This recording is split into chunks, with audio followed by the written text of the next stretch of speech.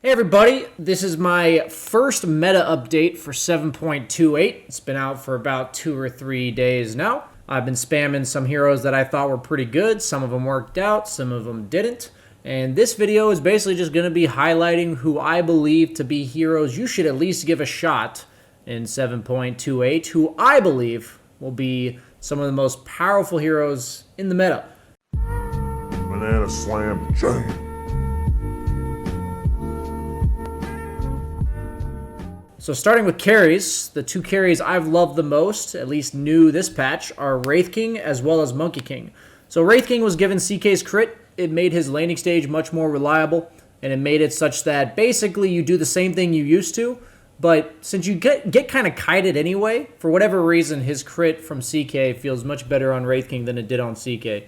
Most games, I'm going for like Phase Boots, Blightstone, maybe the upgraded Blightstone, into just straight Radiance. That's usually what I want to do. Like, if in an ideal world, I'm going for that Radiance. Because at the end of the day, you're still Wraith King. Most of the games you get kited. But I've also seen some people go like Tread's Armlet, Phase Armlet into Deso. Because you have that guaranteed crit, you can kind of look to one-shot people. But after you get those initial items, I like the normal Wraith King AC. The Strength Blink is really good on him, scaling into the late game. I like Abyssal. I've tried Mjolnir and MKB. Pretty much any item that says, now that I'm up in your face, I'm going to kill you. Wraith King feels really powerful to me. Basically, it feels impossible to lose his laning stage. For all you noobs out there, his 50% extra crit on level 1 means he CSs for 110 damage. I know a lot of you out there will love that because let's not talk about your normal CSing. So, the other hero I said was Monkey King. They've just buffed him a lot. He used to have 0 base armor. We're talking like a year or two ago. 0 base armor, guys. Now he has 6 base armor. Same hero. You level his stun level 1 most games because his Jingu level 1's pretty underwhelming. You just have that range creep securing. You play him more chill, but then you end up going for usually treads into the upgraded Orb of Venom as well because it synergizes so well with your ultimate.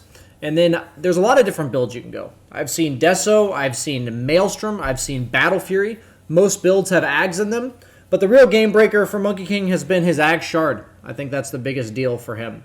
If you haven't played it yet, it's pretty broken. It's really hard to catch Monkey King. It basically reduces the time he's on a tree by 70%.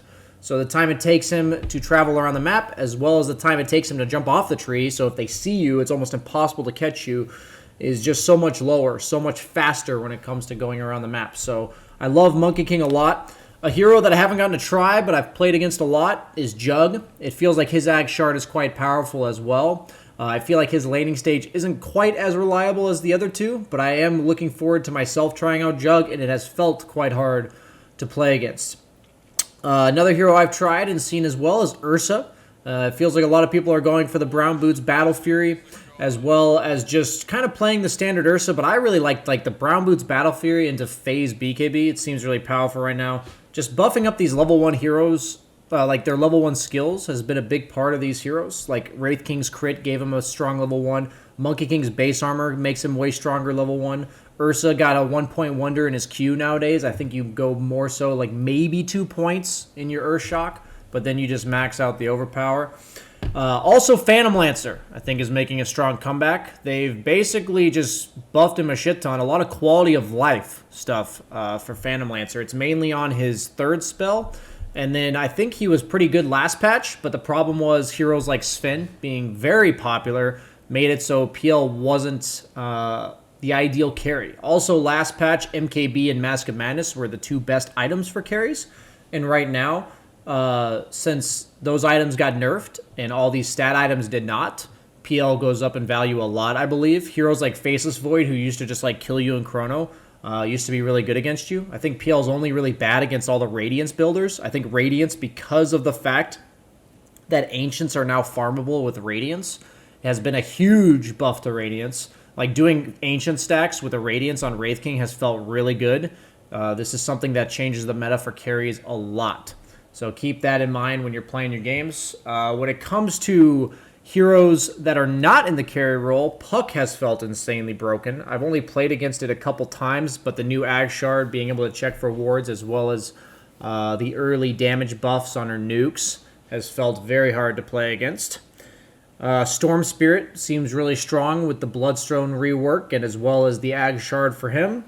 So a lot of the heroes that I think are potentially overpowered, but I'm still to TBD. But I think you should definitely give a try because they've changed the way they can play the game entirely. One of which is Visage. I already released a game replay of me playing him, but the new Ags just solves all of Visage's previous issues, which was mobility as well as getting initiated onto and just dying full to zero. The Ags makes it so he gets flying vision, flying pathing, and he goes invis.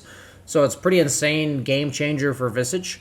I also really like offlaners like Sand King, who, because of the way his epicenter works now, that it's no longer a channel, but it's a castaway, not only does it make it so that you don't just waste your epicenter and have it be like one of the most useless ultimates in the game, but you also have that late game scaling with the arcane blink, which I think is insane, being able to blink burrow into epi. Usually in the late game you weren't able to use epicenter very well because that precious 2 seconds was just time to get you killed. So I love the potential for that hero. Heroes that I've tried to make work, but I actually think could be good if I gave him another shot, would be Underlord. A lot of his talents, as well as the Ag Shard, seems really cool on him. Tide's Ag Shard seems really cool as well. I haven't gotten to try Carry Tide yet, but that sounds really fun. The hero that I had a very little success with, at least in pubs and NA, was Venge. It feels like she requires synergy, and since she kind of has like a fragile laning stage still, it seems underwhelming in the sense that you don't have a reliable start. The biggest deal for me is I've been first picking Monkey King and Wraith King, and a lot of the heroes I like this patch are ones that just have a good laning stage no matter what, and their Ag Shards have now made them scale way better. Another Ag Shard that's kind of been game-changing that I've seen is Enigma. Seems like Enigma offlane or even just support can be insanely strong. Death Prophet's Ag Shard has changed a lot for her, as well as her base movement speed buff. Yeah, honestly, this is my meta shot for now. I think in terms of like things to develop, there's going to be a lot of other heroes to take note of, but these heroes have really piqued my interest.